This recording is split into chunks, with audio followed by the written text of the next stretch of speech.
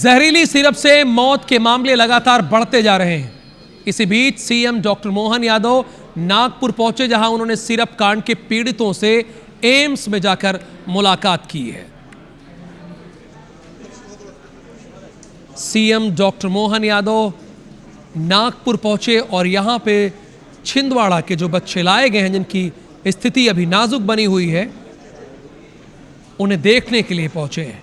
पीड़ितों से मिले हैं सीएम डॉक्टर मोहन यादव और अब तक 22 बच्चों की जान जा चुकी है।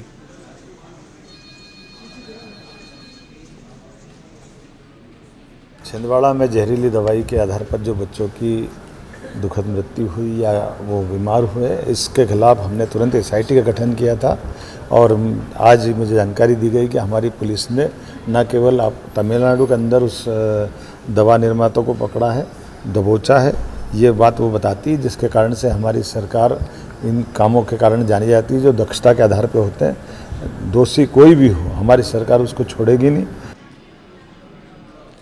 वहीं इस मामले पर जीतू पटवारी ने कहा कि सीएम के नागपुर और छिंदवाड़ा दौरे से मौतें नहीं रुकेंगी।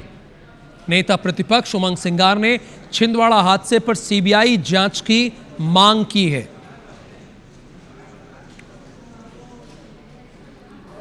मेरा आग्रह है कि उन बच्चों की जान बचाने के लिए मेडिकल में सबसे बेस्ट सुविधाएं जो हो सकती है उसका प्रबंध करें।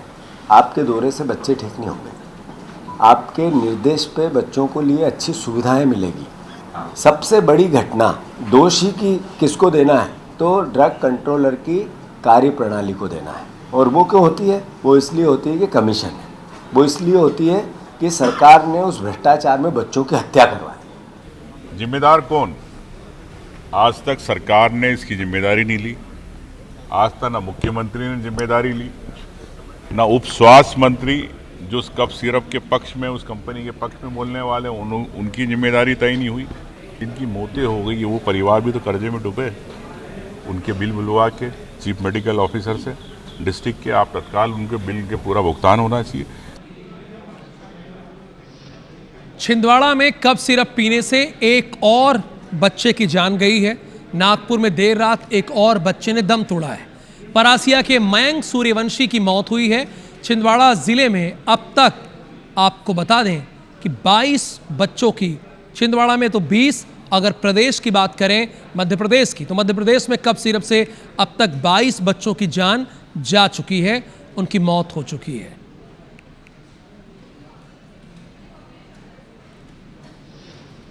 मध्य प्रदेश में बच्चों की मौत का कारण बने कोल्ड ड्रिप कफ सिरप बनाने वाली कंपनी श्री सन फार्मा के डायरेक्टर गोविंदन रंगनाथन की गिरफ्तारी हो गई है। मध्य प्रदेश एसआईटी की टीम ने चेन्नई में दबिश देकर रंगनाथन को पकड़ा है। एसआईटी ने कंपनी से महत्वपूर्ण दस्तावेज, दवाओं के नमूने और प्रोडक्शन रिकॉर्ड भी जब्त किए हैं। रंगनाथन पर 20,000 रुपए का इनाम था। वो अपनी पत्नी के साथ फरार चल रहा था। साथ ही चेन्नई में रंगनाथन का अपार्टमेंट सील कर दिया गया था। छिंदवाड़ा एसपी अजय पांडे ने बताया कि एसआईटी रंगनाथन को चेन्नई कोर्ट में पेश करके ट्रांजिट रिमांड मांगेगी। इसके बाद उसे छिंदवाड़ा लाया जाएगा।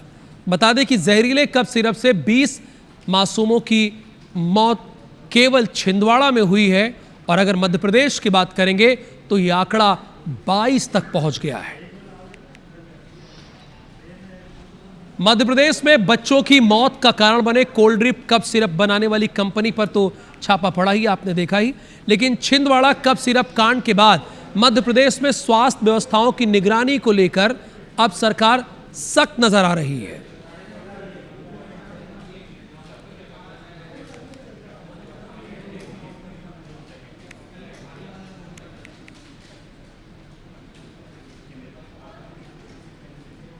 आज मुझे जानकारी दी गई कि हमारी पुलिस ने न केवल तमिलनाडु के अंदर उस दवा निर्माता को पकड़ा है, दबोचा है, ये बात वो बताती है, जिसके कारण से हमारी सरकार इन कामों के कारण जानी जाती है जो दक्षता के आधार पर होते हैं। दोषी कोई भी हो, हमारी सरकार उसको छोड़ेगी नहीं। जहाँ से मिलेगा वहाँ से पकड़ के लाएंगे, उसके खिलाफ कठोर कार्रवाई करेंगे। खासकर बच्चों के लिए तो हमारे लिए मन में संवेदना भी है।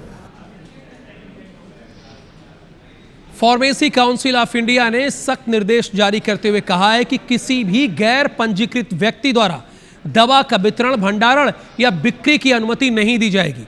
अगर ऐसा पाया गया तो संबंधित मेडिकल स्टोर या संस्था का पंजीयन निरस्त कर दिया जाएगा।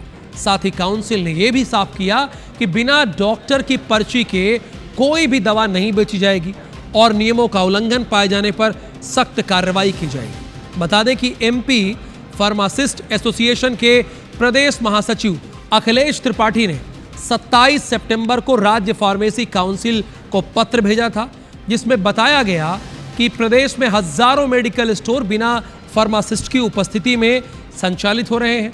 छत्तीसगढ़ की तर्ज पर प्रदेश में भी पंजीकृत फार्मासिस्ट की अनिवार्यता सुनिश्चित करने की मांग की गई है। इसके बाद फार्मेसी काउंसिल ने सभी संस्थानों को आवश्यक दिशा निर्देश जारी किए।